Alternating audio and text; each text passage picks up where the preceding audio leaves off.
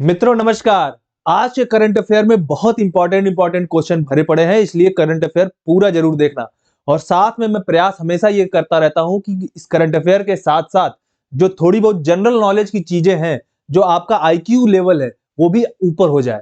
तो चलिए ठीक है, आज पहला क्वेश्चन है, India will send 3% to how many metres below the sea level under Samudrayaan mission. तो एक समुद्रयान मिशन शुरू किया गया है, जिसमें 3 लोगों को समुद्र के नीचे भेजा जाएगा। कितना नीचे भेजा जाएगा, यही क्वेश्चन बनता है। और ये इतना महत्वपूर्ण क्यों हो जाता है, इसके बारे में जानना जरूरी है। देखो, समुद्र के नीचे जब जाते हैं तो पानी का जो प्रेशर है नीचे जाते जाते धीरे धीरे बढ़ता चला जाता है। और प्रेशर ज्यादा हो जाएगा तो अगर कोई प्रोटेक्टिव कवरिंग नहीं है तो नसें फट जाती है, व्यक्ति की मृत्यु हो जाती है, दिल की धड़कन रुक जाएगी। तो इसलिए एक प्रोटेक्टिव लेयर बनाया जाएगा, जिसके द्वारा इन लोगों को नीचे भेजा जाएगा। कितना गहराई तक भेजा जाएगा, यही पूछा जा रहा है। ये भेजा जाएगा आपके 6000 फीट, इतनी गहराई तक, 6000 मीटर, सॉरी 6000 मीटर, इतना नीचे भेजा जाएगा। और सबसे बड़ी बात है, ये क्यों भेजा जा रहा है, ये जानना जरूरी है। देखो, समुद्र के अंदर बहुत सारा मिनरल पाया जाता है, जिसे पॉलीमेटेलिक नोड्यूल्स कहा जाता है, जिसके अंदर मेटल कंटेंट बहुत होता है। जैसे इसमें आर्सेनिक, मैंगनीज, जिंक, इस तरीके के मेटल पाए जाते हैं, जो काफी इंपॉर्टेंट भी होते हैं और महंगे भी मिलते हैं। तो ऐसे में अगर यहाँ समुद्र के नीचे से हम एक्सप्लोर कर पाए तो हमारे लिए बहुत ही अच्छा होगा। और इंडिया इसके लिए एस्पायर करती है कि ये ब्लू इकोनॉमी बने। और ब्लू इकोनॉमी तभी बनेगी जब समुद्र के नीचे से हम मिनरल्स को एक्सप्लोर कर पाएंगे। ठीक है मित्रों, चलिए नेक्स्ट क्वेश्चन देखते हैं। इसमें MS Dhoni has launched a surveillance drone named द्रोणी, डिजाइन्ड बाय। तो द्रोणी नाम की एक आपका निगरानी करने वाला ड्रोन लॉन्च किया गया है। किसके द्वारा? MS धोनी के द्वारा। अभी कल का मैच अगर आप लोगों ने देखा होगा तो विराट कोहली ने एक हेलीकॉप्टर शॉट लगाया था और उसके बाद धोनी का नाम लेकर सेलिब्रेट किया था। तो हेलीकॉप्टर से फेमस है, तो क्या उड़ा रहे हैं? ड्रोन उड़ा रहे हैं। ठीक है, तो ड्रोन यहां पर बात करें तो किस कंपनी ने ये डिजाइन किया, ये क्वेश्चन बनता है। तो पारस एरोस्पेस, रेडविंग या गरुड़ा या तेजा, कौन सा एरोस्पेस? तो क्या सही हो जाएगा? गरुड़ एरोस्पेस इन्होंने डिजाइन किया है। कौन सी? द्रोणी, जिसको किसने लॉन्च किया? धोनी ने लॉन्च किया। नेक्स्ट क्वेश्चन है, which state Godavari stories has become a prime and safe habitat for the Indian skimmers. Indian skimmers के लिए किस राज्य में गोदावरी नदी का मुहाना जो है वो रहने के लिए बहुत अच्छा हो गया, ये क्वेश्चन पूछा जा रहा है। तो देखो, सबसे पहले ये समझिए एस्चुरीज क्या होती है, इसको समझना जरूरी है। तो जहां कहीं भी नदी समंदर से मिलती है उसको एस्चुरीज कहा जाता है। अब इसमें भी दो भागों में इसको बांटा जाता है। अगर मान लीजिए कि अगर यहां पे कोई नदी है, ऐसे बहकर आ रही है, और यहां पे समंदर है इधर और ये नदी है, अगर इस तरीके से ये फैल जाती है आते आते और डेल्टा शेप के रूप में जाकर समंदर में गिरती है, तो इसको डेल्टा कहा जाता है। क्या बोलते हैं इसको? डेल्टा। लेकिन अगर यही नदी सीधे आकर गिर जाए, डेल्टा न बनाए, तो इसको एस्चुरीज कहा जाता है। ये जियोग्राफिकल टर्म है। लेकिन अगर जनरल यूज किया जाए, जनरल भाषा में इसको यूज किया जाए एस्चुरीज को, तो जहां भी नदी समंदर से मिलती है उसी को एस्चुरीज कहा जाता है, ये याद रखिएगा। तो यहां पर कहां पर है? तो सबसे पहले समझना, मध्य प्रदेश, तेलंगाना, तमिलनाडु या आंध्र प्रदेश। कहां पर? तो सबसे पहले मध्य प्रदेश तो समंदर से मिलता ही नहीं है, तो हटा दो इसको। ठीक है ना? तेलंगाना का भी यही हाल है। का तमिलनाडु या आंध्र प्रदेश में बचा? तो बचा क्या? गोदावरी नदी जो है तमिलनाडु में बहती ही नहीं है, तो तमिलनाडु भी हट गया। क्या बच गया आपका? आंध्र प्रदेश। तो कौन सा आंसर सही हो जाएगा? डी। तो कभी कभी अगर आपको क्वेश्चन नहीं आता है तो ऑप्शन देखकर आप उसको इलिमिनेट कर सकते हैं। ठीक है ना? बस बुद्धि का खेल है, आईक्यू बढ़ाइए, अपना दिमाग लगाइए। चलो next question, India first centre of excellence for online gaming will be set up in. यानी भारत का पहला उत्कृष्टता गेमिंग केंद्र खोला जाएगा। कैसा? बहुत उत्कृष्ट, बहुत ही बढ़िया। कहां पर खेला जाएगा? खोला जाएगा। देखो, ऑनलाइन गेमिंग का प्रचलन बढ़ता चला जा रहा है। आप पबजी खेलते होंगे, दूसरे और सारे गेम भी खेलते होंगे।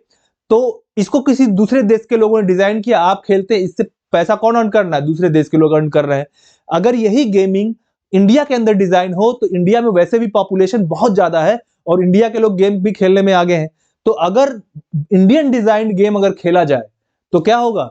इंडिया में ही रेवेन्यू आएगा और जनरेट होगा। बाहर के लोग भी इंडियन गेम खेलेंगे तो ये रेवेन्यू इंडिया को जनरेट होगा। इसलिए ये प्लेटफॉर्म किया गया है। तो कहां पर किया गया है? ये शिलोंग में किया गया है। ठीक है मित्रों, शिलोंग कहां की राजधानी है? जरा बताओ, कहां की राजधानी है? मेघालय की राजधानी है शिलोंग।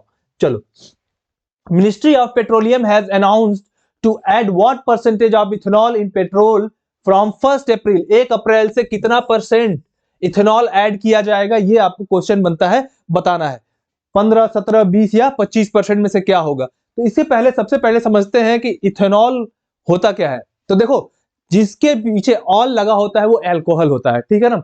तो यहां पर लिखा देखो इसका फॉर्मूला क्या होता है, कार्बन के कई सारे चेन होते हैं, मेथनॉल, एथेनॉल, प्रोपेनॉल, ब्यूटेनॉल, ऐसे गिना जाता है। तो सबसे पहले इसका जो फॉर्मूला अगर हम बात करें तो फॉर्मूला CH3 CH2OH ऐसे बनता है, ये पूरा पूरा है ना, ये लगा हुआ है OH ग्रुप। अगर इसको कंबाइन कर दे तो C2H5OH, इसको कहा जाता है इथेनॉल। इसका छोटा भाई होता है जिसको पीने से लोगों की, शराब पीने से मृत्यु हो जाती है ना बहुत सारे लोगों की, तो ये एथेनॉल पीने से नहीं होती है, किससे होती है, अगर इसी जगह पे मेथनॉल हो जाता है तो क्या हो जाता है, मृत्यु हो जाती है। मेथनॉल का फॉर्मूला क्या हो जाएगा, CH3OH। याद रखिएगा क्वेश्चन पूछा जाता है कि शराब पीने से लोगों की मृत्यु हो जाती है किसके कारण, तो यहां पर ये जो मेथनॉल है इसके कारण लोगों की मृत्यु हो जाती है शराब पीने से, ठीक है ना। चलिए नेक्स्ट क्वेश्चन की तरफ बढ़ते हैं। FSSAI has notified comprehensive regulatory standard for the first time for, यानी किसके लिए FSSAI ने पहली बार नियामक मानक विस्तृत अधिसूचना जारी की है, यानी क्या करेंगे अब, इसका रेगुलेटरी स्टैंडर्ड तय होना चाहिए, है ना। बासमती में अलग से कोई फ्लेवर ऐड न किया जाए, बासमती का जो फ्लेवर है वही रहे, इसमें पॉलिशिंग अलग से न की जाए, तो इसके लिए इन्होंने ये स्टैंडर्ड जारी किया है। तो कौन सा राइस है ये, बासमती राइस। देखो मैंने क्वेश्चन का आंसर भी बता दिया था, ऑप्शन ए इसका सही हो जाएगा, ठीक है। चलिए next question, which district become India first to implement cutting edge 5G use cases, तो ये कौन सा भारत का ये डिस्ट्रिक्ट बना है जो 5G यूज केसेस जो है ये यूज करेगा, तो ये आपका जगह है विदिशा। कौन सा आंसर सही हो जाएगा, ए आंसर सही हो। तो आपको बताना है कि अत्याधुनिक 5G उपयोग मामलों के लिए भारत में विदिशा ने सबसे पहला जिला बना है जो उसने को लागू किया है। नेक्स्ट क्वेश्चन देखते हैं, Who has been appointed as the president of COP28, यानी COP28, ठीक है ना। तो इसका जो है अध्यक्ष के रूप में किसे नियुक्त किया गया है, ठीक है ना। तो किसे नियुक्त किया गया है बताइए, इसमें है डॉक्टर सुल्तान अहमद अल जाबेर। कौन है, डॉक्टर सुल्तान अहमद अल जाबेर, इनको COP28 का अध्यक्ष के रूप में चुना गया है, याद रख लेना। चलो नेक्स्ट क्वेश्चन है इसमें, Who has inaugurated the Voice of global south summit, तो voice of global south summit का उद्घाटन किसने किया। देखो जनरली साउथ जो शब्द होता है वो डेवलपिंग नेशंस के लिए यूज किया जाता है, तो यहाँ पे जो साउथ समिट जो यूज किया गया किसके लिए, डेवलपिंग नेशंस के लिए, डेवलप्ड नेशन के लिए नहीं। जो इंडिया हो गया या फिर आपका बांग्लादेश हो गया या फिर आपका अफ्रीकन कंट्री है, जो डेवलपिंग कंट्रीज है उनके लिए साउथ शब्द का प्रयोग किया जाता है। तो किसने किया है यहाँ पे, तो नरेंद्र मोदी जी ने किया है, ठीक है ना। Voice of global south summit का उद्घाटन नरेंद्र मोदी जी ने किया, हमारे प्रधानमंत्री ने किया है। Shared school bus system has been launched by the chief minister of, तो यहां पर देखो एक चीज होता है कि जब आप यातायात करते हैं, अपनी गाड़ी से यातायात करते हैं तो उसमें पेट्रोल खर्च करते हैं और साथ साथ में आप अकेले या एक दो लोग ही जाते हैं। अगर शेयर्ड कोई भी चीज है या पब्लिक ट्रांसपोर्ट है तो वहां पर बल्क में लोग ट्रेवल करते हैं, जिससे कम खर्चे में, यानी पॉल्यूशन भी कम होता है, खर्च भी कम होता है, ठीक है ना। तो यहाँ पे किसी ने लॉन्च किया है कहीं पे, क्या है, शेयर्ड बस स्कूल बस सिस्टम। ये कहां पे लॉन्च किया गया है, ये क्वेश्चन बनता है। तो कहां पे किया गया है ये मेघालय में किया गया है, ऑप्शन ए इसका करेक्ट हो जाएगा। नेक्स्ट क्वेश्चन है, who has been awarded with the Golden Peacock Award 2022, ठीक है ना। तो ये पहला है Jindal steel, Tata steel, JSW steel या वेदांता स्टील, इसमें किसने किया है, तो सही ऑप्शन है आपका जिंदल स्टील एंड पावर, ठीक है ना। अब देखिए क्यों, एक होता है CSIR, सॉरी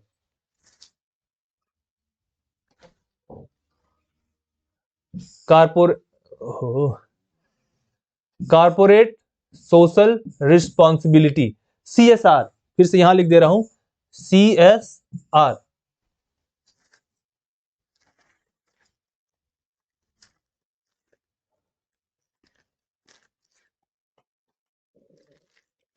ठीक, क्या हो जाएगा CSR यानी corporate social responsibility. Corporate social responsibility के क्षेत्र में आपका जिंदल स्टील एंड पावर्स को क्या दिया गया है, यह आपका गोल्डन पीकॉक अवार्ड 2022 दिया गया है। इंपॉर्टेंट क्वेश्चन है, याद रख लेना इसको। नेक्स्ट क्वेश्चन की तरफ बढ़ते हैं। नेक्स्ट क्वेश्चन है आपका, सोल ऑफ स्टील चुनौती शुरुआत की गई है। Soul of steel challenge was launched in, कहां पर ये लॉन्च किया गया है? गुजरात, पंजाब, हरियाणा या उत्तराखंड, ये आपको बताना है। तो कहां पर? उत्तराखंड। देखिए अब ये सोल ऑफ स्टील का क्या मतलब है? देखो उत्तराखंड में क्या पहाड़ है, वो ऊंची ऊंची चोटियां हैं, तो आम नागरिक या आम लोगों को ऊंचाई पर जाने में बहुत तकलीफ होती, बहुत इंड्योरेंस की जरूरत पड़ती है। तो ऐसे लोगों को ये चैलेंज ये स्वीकार करेंगे कि ये ऊपर तक जा सके और इंड्योरेंस इनके अंदर ज्यादा हो, तो क्या होगा? ऐसे लोग जो कि ऊपर जाके अच्छे तरीके से हैबिचुअल हो जाए, इस तरीके की प्रोग्राम बनाई गई है। तो यहाँ पर एक चैलेंज दिया गया है कि आप जाइए, चढ़कर दिखाइए कि ऊपर तक आप कैसे पहुंच जा रहे हैं। तो ये सोल ऑफ स्टील की बात होगी। नेक्स्ट क्वेश्चन है, who has created a world record by typing copies of 81 books backward? उल्टा टाइप किया पूरा का पूरा, कितने बुक?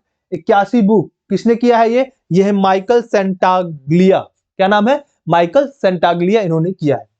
नेक्स्ट क्वेश्चन देखते हैं, G20 first infrastructure working group meeting has been organised in. देखो G20 की मीटिंग जितनी भी हो रही है भारत के अंदर हो रही है, पता है आपको, G20 का अध्यक्ष भारत बन गया है, आपको पता है ये बात, ठीक? तो इसमें जो आपका इंफ्रास्ट्रक्चर वर्किंग ग्रुप है, इसकी मीटिंग कहां पर हुई? देखो देश के अंदर अलग अलग सिटियों में अलग अलग ग्रुप्स की मीटिंग हो रही है, तो यहां पर आपका इंफ्रास्ट्रक्चर वर्किंग की बात हो रही है। कहां पर हुई है ये पुणे में हुई है, याद रख लेना, ये क्वेश्चन पूछा जा सकता है। नेक्स्ट क्वेश्चन है, who has announced the launch of आरोग्य मैत्री प्रोजेक्ट? तो आरोग्य मैत्री प्रोजेक्ट को किसने लॉन्च किया है, ये पूछा गया है। तो ये आपके हैं नरेंद्र मोदी जी, हमारे प्रधानमंत्री, इन्होंने आरोग्य मैत्री प्रोजेक्ट लॉन्च किया। देखो आरोग्य मैत्री का क्या मतलब है? इसके पहले जैसे कोविड आया था, तो कोविड के समय भारत ने बहुत सारे देशों को दवा सप्लाई दिया, वैक्सीन की सप्लाई दी। अब यहाँ पे आरोग्य मैत्री ऐसा बनाया जा रहा है एक प्लेटफॉर्म कि दुनिया के अंदर किसी भी देश में अगर डिजास्टर आता है, कोई समस्या आती है, तो भारत उनकी मदद करेगा इसके थ्रू, ठीक है ना? तो देखिए भारत बढ़ चढ़ के दूसरे देशों की मदद करता है, ये देखा है। इंटरनेशनल जो डिप्लोमेसी है उसमें भारत को काफी इंपॉर्टेंट पोजीशन पर पहुंचा देता है। इस तरीके की जो नए नए स्कीम आते हैं, जो भी ये प्रेजेंट गवर्नमेंट लॉन्च कर रही है, और खास करके हमारे प्रधानमंत्री और विदेश मंत्री का जो एक कॉम्बिनेशन बना हुआ है, ये बहुत ही अच्छा अंतरराष्ट्रीय स्तर पर भारत की पहचान को उजागर कर रहा है। ठीक है मित्रों, चलिए नेक्स्ट क्वेश्चन की तरफ बढ़ते हैं। इसमें Europe largest known deposit of rare earth element was found in. देखो रेयर अर्थ मेटल होते हैं, आप अगर आवर्त सारणी के बारे में जानते हैं, तो आवर्त सारणी के अंदर ये पाए जाते हैं 17 के करीब है, ठीक है ना? ये अर्थ पे बहुत ही रेयर उपलब्ध है, कुछ ही जगहों पे उपलब्ध होते हैं, ठीक है? तो आपको ये बता, और इसमें सबसे ज्यादा अगर देखा जाए तो चाइना में ये उपलब्ध है। तो चाइना का एक तरीके से मोनोपोली है। यूरोप के अंदर 98% जो ये है आपका रेयर अर्थ मेटल, ये चाइना से जाता है। लेकिन अब वहां पे एक बहुत बड़ा खादान मिला है। कहां पर मिला है, ये क्वेश्चन पूछा जा रहा है। ये मिला है आपका स्वीडन के अंदर। कहां मिला है? स्वीडन के अंदर, ठीक। चलिए नेक्स्ट क्वेश्चन की तरफ बढ़ते हैं। A new book in Irfan Khan a life in movies. Irfan Khan के ऊपर एक बुक, ठीक है ना, और इसको किसने लिखा है, ये पूछा जा रहा है क्वेश्चन। तो इसको लिखा है शुभ्रा गुप्ता ने। इरफान खान को तो आप जानते ही होंगे, ठीक है ना, ज्यादा डिटेल चर्चा करने की जरूरत नहीं। नेक्स्ट क्वेश्चन है, which country has recently announced the end of the outbreak of Ebola disease. Ebola virus है ना, इससे इबोला डिजीज होता है, बहुत ही खतरनाक डिजीज, जहां पर शरीर से बाहर जो ब्लड की जो वेसल्स होती वो फट जाती थी और ब्लीडिंग होने लगती थी और लोगों की मृत्यु हो जाती थी।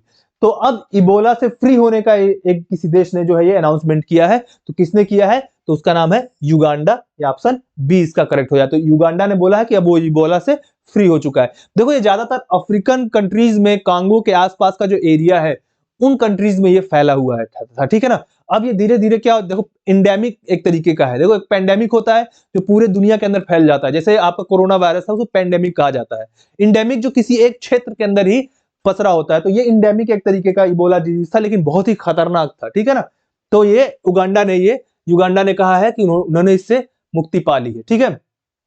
तो मित्रों ठीक है, आज का जितने भी करंट अफेयर के क्वेश्चन थे वो सारे करंट अफेयर के क्वेश्चन कंप्लीट हो चुके हैं। चैनल को लाइक, शेयर और सब्सक्राइब करना बिल्कुल मत भूलिए। बहुत इंपॉर्टेंट क्वेश्चन लेकर आने वाला हूं आपके लिए, और पॉलिटी और ज्योग्राफी क्लास जल्दी ही शुरू होने वाली है, जिसमें पूरा का पूरा सब कुछ आपको मिल जाएगा।